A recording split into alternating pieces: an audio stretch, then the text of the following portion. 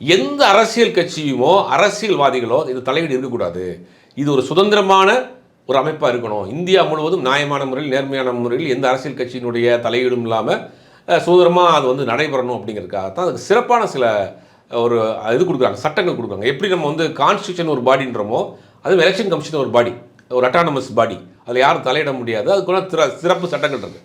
1951 கொண்டு வந்த சட்டம் என்ன சொல்லுது அப்படின்னா, இது தேர்தல் ஆணையரை நியமிப்பதற்கு எல்லாருக்கும் தெரியும். அது வந்து முன்னாடி ஒரு ஒரு ஃபார்மட் இருந்துச்சு. அப்படின்னா உச்சநீதிமன்ற நீதிபதி, இந்தியாவினுடைய பிரதமர், அப்புறம் எதிர்க்கட்சி தலைவர், இவங்கெல்லாம் சேர்ந்து தான் தேர்தல் ஆணையரை தேர்ந்தெடுப்பாங்க. அதுக்கு பாஜக வந்த பிறகு இப்போ சமீபத்தில் திருத்தம் கொண்டு வந்துட்டு உச்சநீதிமன்ற நீதிபதியை அந்த இவர் தேர்ந்தெடுக்கக்கூடிய அந்த பேனலில் வந்து தூக்கிட்டாங்க. யாரை? இப்போ உச்சநீதிமன்ற நீதிபதியவே தூக்கிட்டாங்க. அப்போ பிரதமர், எதிர்க்கட்சி தலைவர், பிரதமர், அமைச்சரவை இருக்கக்கூடிய கேபினட்டுக்கு ஈக்குவலான ஒரு நபர். இவங்க 3 பேர் தான் மெஜாரிட்டி. இப்போ யார்?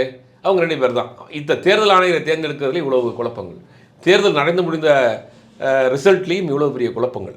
இந்த மகாராஷ்டிரா தேர்தல் தான் நம்ம பெரிய முன்னுதாரணமாக சொல்கிறாங்க. பல லட்சம் வாக்காளர்களுக்கு அந்த 2 மணி நேரத்தில் போட்டிருக்கிறாங்க.